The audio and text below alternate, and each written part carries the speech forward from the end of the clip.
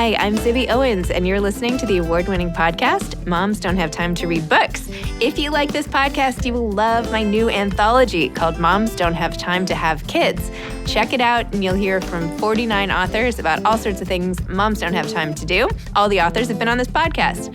Also, check out my TikTok with Zibby and Tracy, my other podcast, Sex Talk with Zibby and Tracy. Check out Moms Don't Have Time to Write on Medium. And of course, my new publishing company called Zibby Books. And now back to our daily author interview site and a quick hello from some of my kids. Hi. Hi. Hello. Enjoy the show. Meredith Littas, Meghan Rienks, and Kendall Rhodes are the co-authors of The Breakup Diet.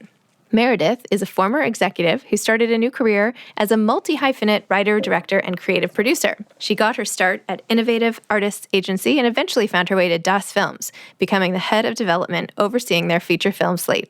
In 2018, Littas pursued writing and producing on her own and completed a short film, Escape, which was screened at the Cannes Film Festival and was featured in the Female Quotient, The Rap, and American Cinematographer magazine. Currently, she's writing and producing multiple television series and movies, as well as her first book. She lives in Hollywood with her boyfriend and dog. Meghan Rienks is an actress and creator of her own wildly popular comedy and lifestyle YouTube channel. Meghan flexes her acting muscles, and sometimes her real muscles, in a number of series, including Freakish, 12 Deadly Days of Christmas, Mr. Student Body President, and in her first feature film, The Honor List. As a social media tastemaker, Meghan has been named one of Teen Vogue's top 6 Instagram A-listers and Allure's Instagram Influencer of the Year. She lives in Los Angeles. Kendall Rhodes has been an entrepreneur, studio executive, producer, and talent manager working in the entertainment industry for over 20 years. Currently, she is the founder of Para Luman Media, a boutique talent management and production company. She represents a variety of talent from top-tier influencers to screenwriters.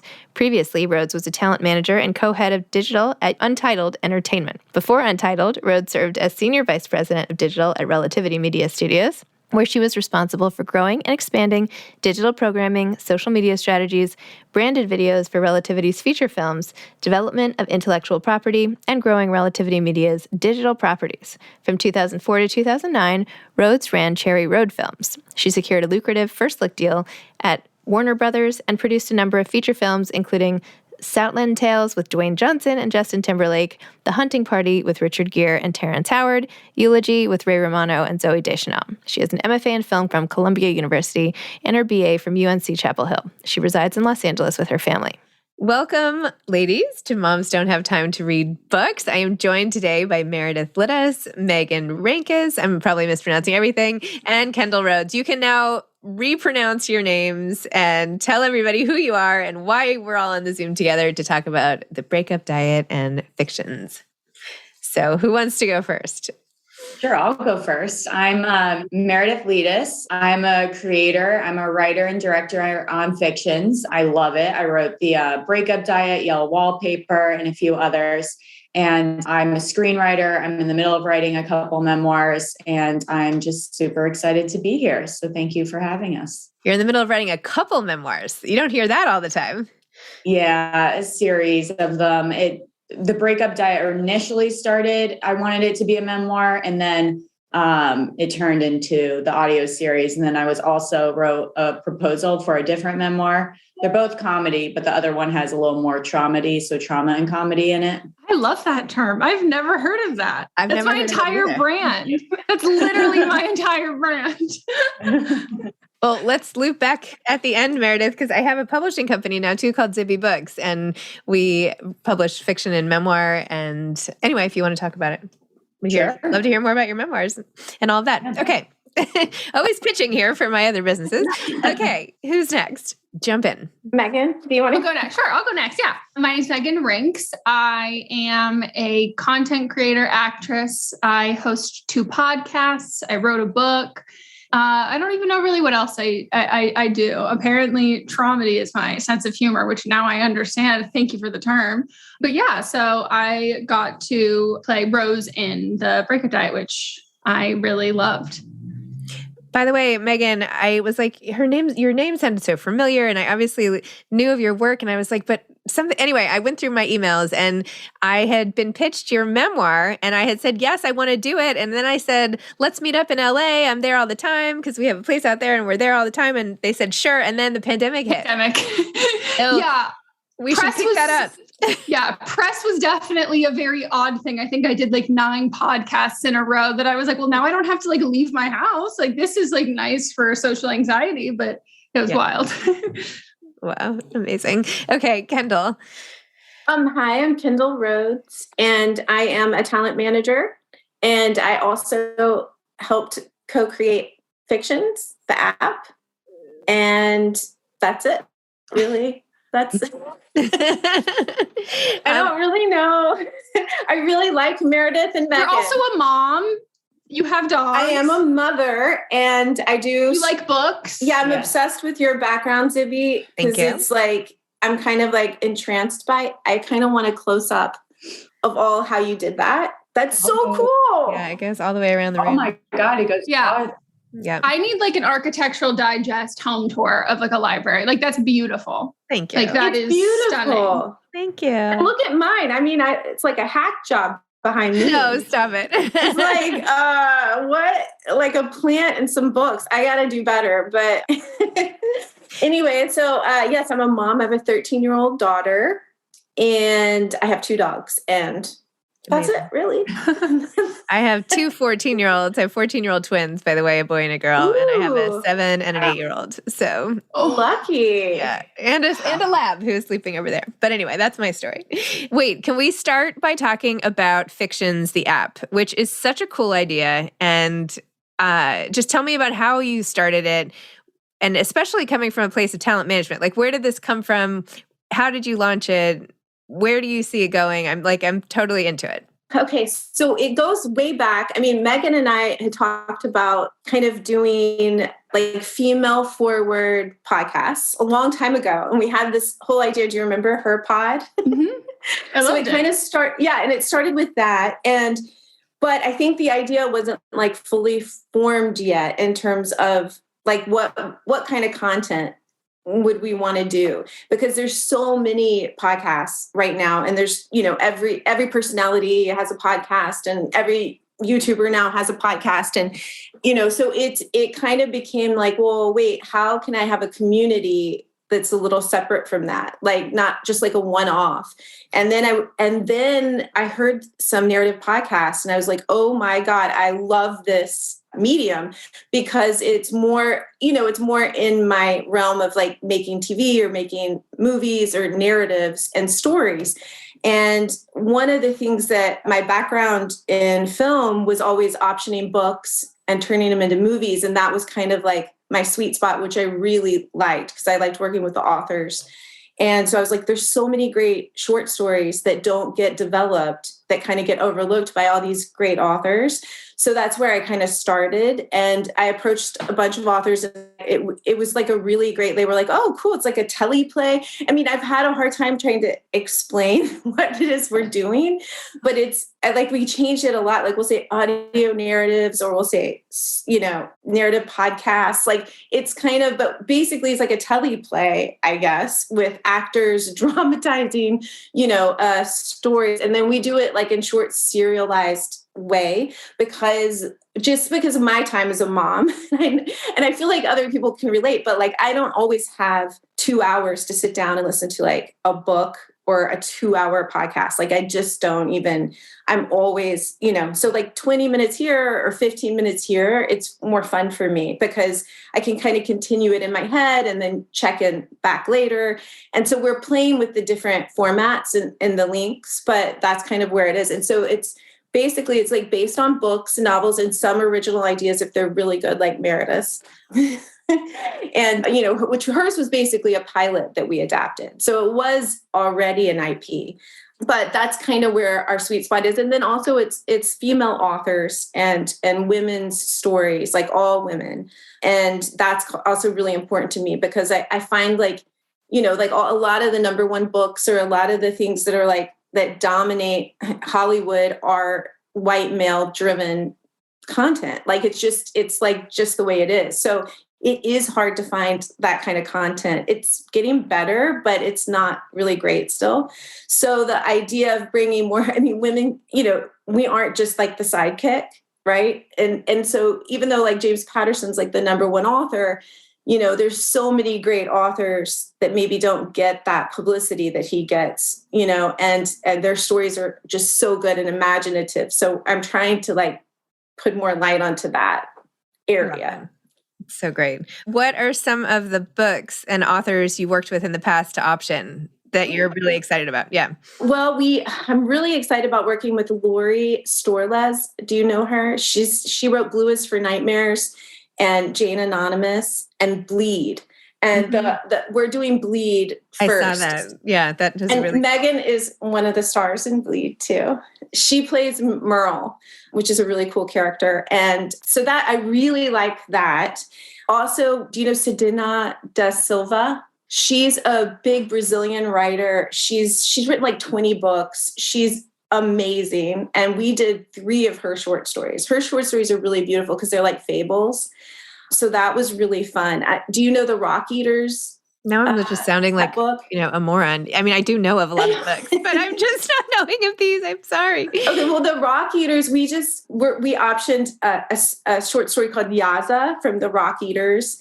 And that's a really great story about 2 teen girls. One is very wealthy and one is not wealthy. And they play each other in tennis. And it's a really good story because they kind of bond over that. They're very competitive. They're both 14. And I love that story. I don't want to give away the ending or anything, but it's really well written. We just did From the Neck Up with Elia Whitley. She's a really great writer. She writes in like every genre. She wrote Skyward In and The Loosening Skin. And she also wrote From the Neck Up, which is just a really imaginative kind of out there story about a girl who finds a head in her bed and becomes friends with it and nurtures it. And it grows into this beautiful plant that produces flowers that she's able to make a living from. It's a really cool story. Awesome. And I could go on and on, but I know. Those are just some highlights. Yes. And I know we'll talk about the breakup diet, but one last question. When you're optioning short stories, do you option the whole collection or do you just like if it's all in a book? When I do short stories, so only a few times they wanted me to option the whole book, but honestly, only maybe 1 or 2 I feel will adapt to a series and also will adapt because, we don't want to just read an audiobook. Some short stories are just one person narrative, right? And that's harder. We want dialogue. We want action. We want things to happen. We want sounds. Yep. So when we look for it, we look for that. So usually it's 1 or 2 from a collection. It's rare to find a whole book, but like, for instance, Bleed, I would say it's like 10 short stories about 10 different teenagers, kind of like that, but they put it out as a book. And for us, all 10 worked. So we optioned the whole book. Got it. Very interesting. I love this model. Meredith, talk about the breakup diet and what happened to you that was autobiographical that inspired it. Okay, so it was really fun. I was writing adapting a dark book during COVID, and I was getting really depressed. It was triggering some events that had happened to me. So I just wanted to write something really funny, and I hadn't gone into comedy yet. And I was just thinking, like, what if I still worked for that boss at that talent agency in COVID? She would totally make me work, even though I'd be furloughed, and I'd be rolling calls and then working with the clients. And then what if that ex-boyfriend was like living with me? He would totally be a squatter and never leave and take dates. And so I just like started writing because I knew I wanted to do the memoir, kind of like how I broke up with myself to become who I am today.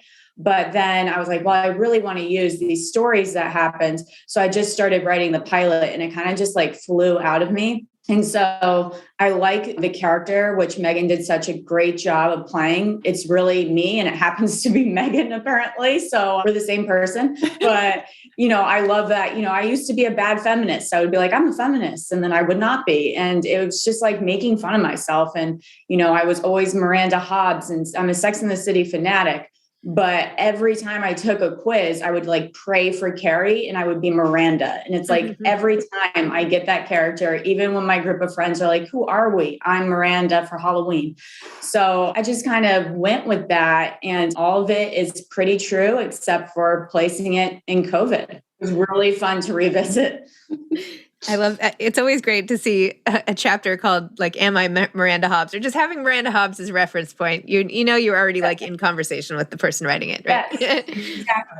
And Miranda's great. Like I have come to learn that Miranda is one of the best people to be compared to, like aside from Cynthia Nixon being amazing. But I mean, she was always so sure of herself, strong, and then helped people no matter what. And so I like came to find that her spirit was actually the best to be compared to. So yeah.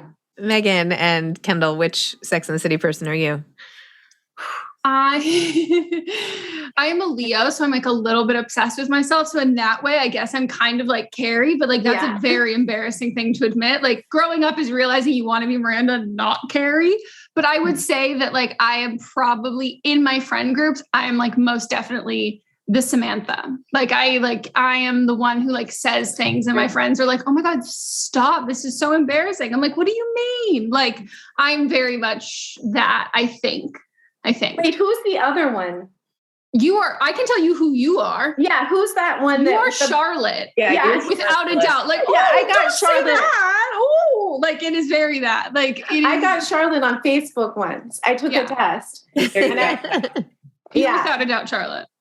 And I was like, no, I'm not. I was like super upset. And then I was like, oh my God, she would do that. Yeah. She would be upset. Exactly. I'm a Leo too, Meghan. When's your birthday? August 22nd. When's yours? Good. August 4th. August Leos are superior. Oh, good. I didn't know that. Okay. Well, yeah, we are. That's a thing now. Okay. Sometimes I feel, inadequate because I'm approaching the Virgo cutoff, but it's okay. I'm going to own the Leo. So I desperately wish I had some Virgo in my chart, or really any Earth to kind of like keep me grounded and like, but I don't. I'm not that. I would love Virgo too. Mm-hmm. I feel like they're so organized. They're so. Meredith, what are you? I'm an Aries. Oh, that's right. You're Aries. Mm-hmm. Love it. A little bit of Taurus, I believe, but yeah. And Kendall, what are you? These are random questions I don't usually ask, but okay. A Libra. Mm-hmm. All right. Yeah. But I would love that Virgo energy. Me too. Sometimes I wonder, I was born early. Does that mean I'm like really a Virgo? Do you know what I mean? Like, should I have been born? Does it matter what your due date really was? I don't think so. I was late. Some people say your sun or moon is more important than your sun. That's like who you are like when you're alone or like by yourself, which I don't like to talk about because I'm a Pisces moon, which is just like inside you are sad and inadequate. And I'm like, okay, don't need to tell me twice. One time I told you what my moon was and you were like, oh, I'm so sorry. Oh yeah, probably. Oh, I said I was a Capricorn moon and you were like, oh, I'm really sorry for that. As someone who's engaged to a Capricorn, like, you guys are hard on yourselves. Wait, Meghan, you started off by saying your whole brand is traumedy. Explain. I think that like I am definitely a laugh at myself, self-deprecating kind of humor person, but I have just throughout the content that I've made over the years, and then like through like my book and then through my movie and all of that stuff, like there is this kind of through line of that kind of finding humor and like through all of these things that you go through. And there's this thing of like, breeds resilience or whatever. And I'm like, for sure, struggle breeds resilience, but like it also breeds humor. And I joke that I'm like the funniest one of my friends. And I'm like, that's because you all had it so easy. Like I also had transition lenses in middle school. Like I had to like develop a good personality and be funny so people would like me. But yeah, I've always just kind of been that person. Like I really like to, I don't know, on my podcast, we do a lot of like advice and like helping people and doing things like that. And I always think it's best to come from a place where you are relating to someone and being like, okay, I can totally understand what you're going through. Like, here's my, like, let me unpack some of the stuff that I've been through that I relate to with this. Now I feel like we can kind of relate to each other better because we've all been through that stuff. And I think once we start talking about it, it's a lot easier to be like, oh my gosh, I relate to you. I relate to you. Yes, I do some of that.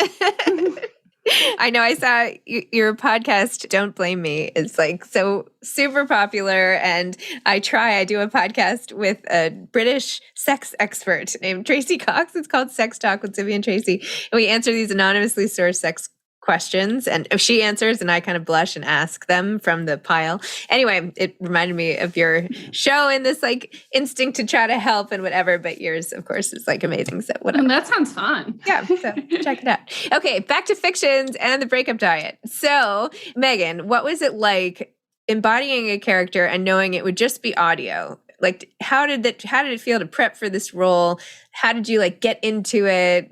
Did you record it as if it was like an audiobook in a studio? Is there a difference between audio and podcast? I don't know, all that sound stuff.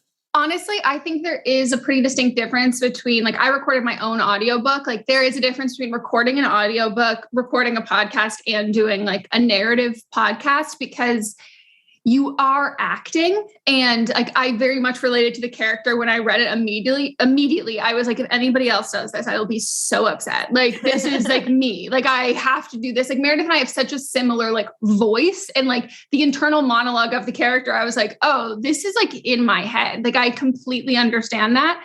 So it is very different than like prepping for like any other kind of role, because it is, yes, totally just audio. So like I was focused a lot more on like drinking a lot of water, having like tea nearby, and you are just paying much more attention to your voice and how that sounds. And when you're acting on film, it's a lot of like, okay, I'm not going to read into anything too much because I want to be natural and do all of that kind of stuff. But you have to like look at the subtext to things a little bit differently when it's just audio, to kind of give the listener an indicator that it's not written on your face. They kind of have to hear it. So it was I really liked it. It was really, really fun. And it is, I think, just such a cool take on what we think of when you think of like audiobooks and that stuff. And like, I personally find these like so much more engaging and all encompassing, because for like some of them, you have a lot of like actiony noises, or like I recorded one last week and we spent like, me and the director Karen spent like 15 or 20 minutes of her being like, okay, so can you just do some like heavy breathing here? And I'm like, okay, with my post-COVID lungs, like this will be a fun time.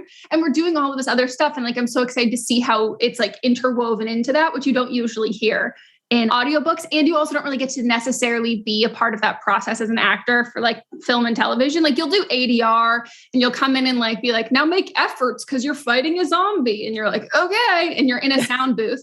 But here I'm just like, I was in my, like, it's our guest room that's turned into my podcast room during the pandemic. And I'm just like making those noises into my microphone. And so it feels like, I don't know, you're there really much more from the very beginning of it. And you can kind of envision how it's going to come together. Very interesting. I'm also interested in how you've grown your whole brand. You know, it's so interesting in IMDb now. It's like, it's not just film and TV. It's like your personal stuff, right? It's just as important. It's just as relevant. And it takes a really sort of astute business person to market yourself that way, right? Until you also doing jobs like this and, you know, passion projects and all the things you do, but also sort of crafting your own role in the world. It's really neat. I mean, all of you are doing that in one way or another, right? With establishing this amazing company, writing the works that you want, like adapting all of it to changing audioscape, if you will. Yeah. I mean, how I kind of started all of this was purely luck and accident, which I don't think is something that you can really do anymore. But like I started making YouTube videos in my bedroom, recorded on my computer, because I got mono and I was stuck at home over the summer and I was like super bored. And it was before it was like cool to be on the internet and like talking about your life and doing things like that. And so I didn't really have, which is a very theme of my life, I didn't really like know what I was doing, nor did I do a lot of like research of what other people were doing. So I just like got it on there. I was like very much my own personality. And I realized like, oh, people don't swear. People aren't making dirty jokes. They aren't doing any of this stuff. And I was like, already started doing that. And so I really came like very personality first. And that was just like, it kind of just like stuck. And I was like lucky enough that I just had this like side hobby. And I was like, I'm kind of like Hannah Montana. Like I go to high school and then I come home and I like record a video on my computer of like, what's in my school book bag. And like, it just kept continuing and doing it. And I've done it for, I can't do math, but like 11 years or maybe almost 12 years. It's weird. It's wild. It's awesome. This is why like my little kids want to be YouTubers when they grow up. You know, this is like the be all end all. And Kendall, what about sort of identifying this market opportunity with Fictionz and going into that? Oh, well, how did it start? I think it was just me wanting more content that was female centered. And, you know, there was that. And also how I love when I heard narrative podcasts, how I really liked that too. And thought, wow, I wonder if this is something that might, you know, other people will like narrative podcasts. Like, will that be a trend? I don't know. I'm hoping, but I wrote a business plan and then an investor came on board. And so that was how we kind of were able to, you know, get it started and go and build the app. Amazing. Okay, Meredith, not to neglect you up there in the Zoom. How about adapting to this new medium of writing? And like, what does that entail? Like, do you have to really, what considerations do you have to keep in mind when you're writing for audio versus for film or TV? Yeah, it's totally different. You have to think that all visual descriptions people are not going to hear. So you have to look through those descriptions and see how you can make them audio to get your point across. And, you know, sometimes like in writing for TV or film, you don't want to be like really boring and expositional with your dialogue.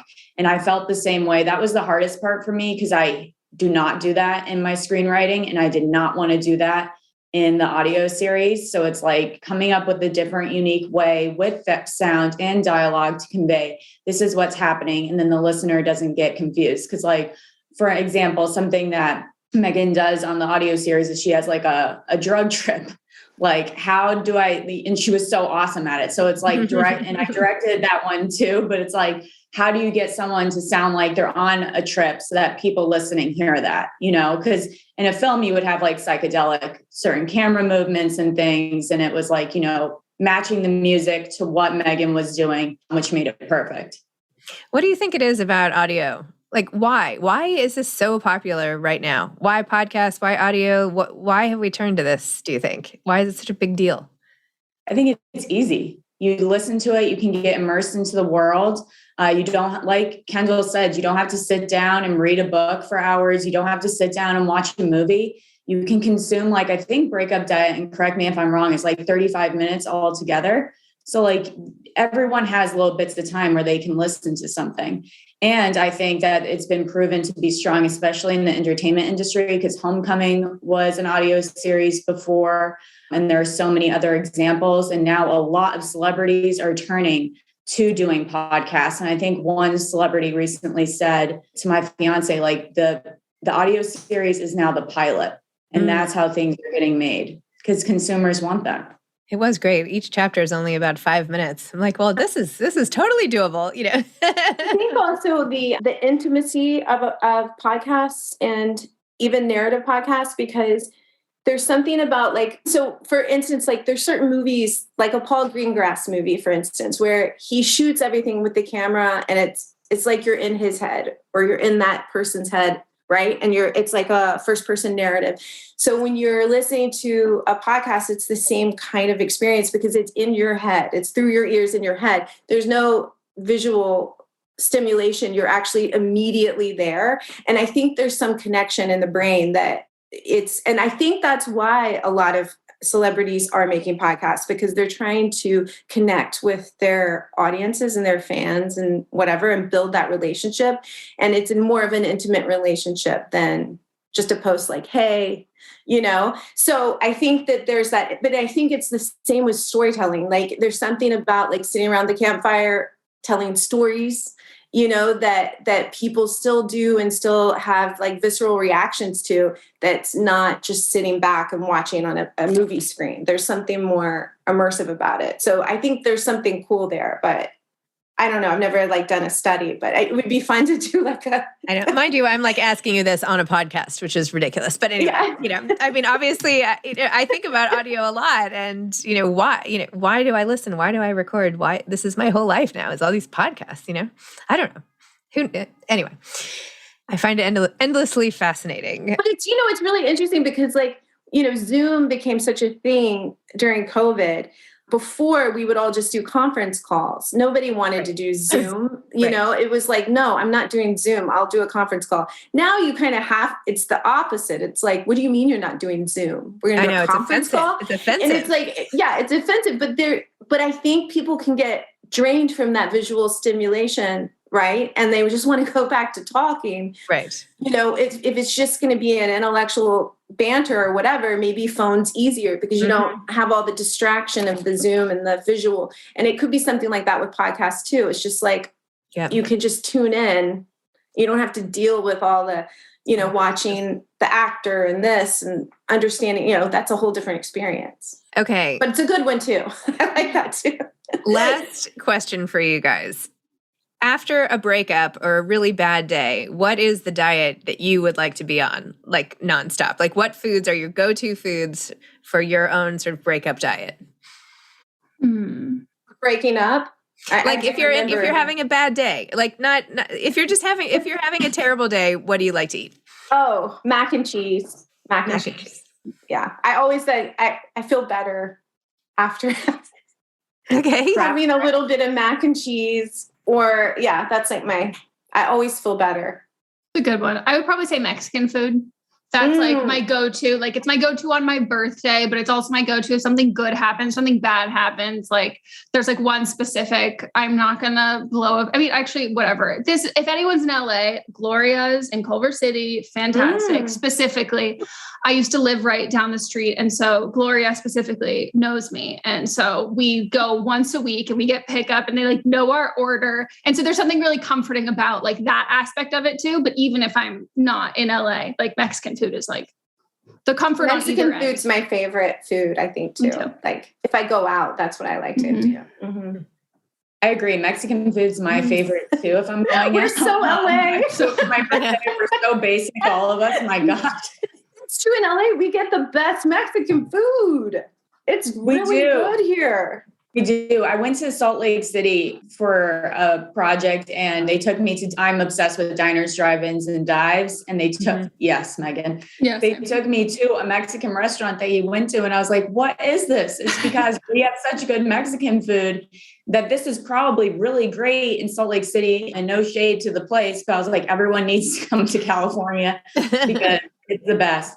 I'm very different. I like cake or like something sweet or a cookie. So it's either a chocolate chip cookie or Susie Cake's red velvet cake. Oh, yeah. Susie Cake's marble cake is my favorite food on the planet, I think. That one is good. It's so good. Every so often there's a chocolate chip and it's like, really, you don't know when it's going to come. It's so exciting. It's like that. Yeah, they're frosting. Yeah. Their frosting's addicting. Yeah. Because it's got buttercream, right, Megan? Yeah, it's buttercream. She's an insane... Okay, one of her many talents is the fact that she can bake these insane masterpieces.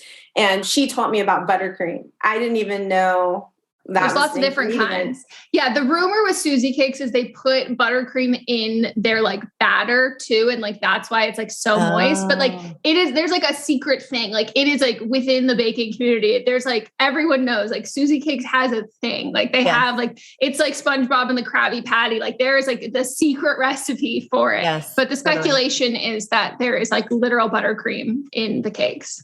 That would make sense. Who knew? It does taste like that. Yeah. It does. Who knows? I've spent a lot of time thinking about Susie Cake, so this has come as a very welcome piece of information. Thank you. All right, ladies, thank you so much for talking about Fictionz. I'm so inspired by this app for short women's fiction. It is so cool. And thank you for talking about what it's like. And anyway, thanks to everybody. Thank you. Thank you. Okay, nice to meet you all. Good seeing everybody. Okay, bye-bye. Bye. Bye. Thanks for listening to this episode of Moms Don't Have Time to Read Books. Don't forget to follow me on Instagram at Zibby Owens and at Moms Don't Have Time to Read Books. Also sign up for my newsletter at zibbyowens.com and sign up for my virtual book club and meet lots of authors on Zoom every other week. Thanks so much to Steve and Ryan at Texture Sound for the sound editing. And thank you to Morning Moon Productions for providing this fantastic intro and outro music.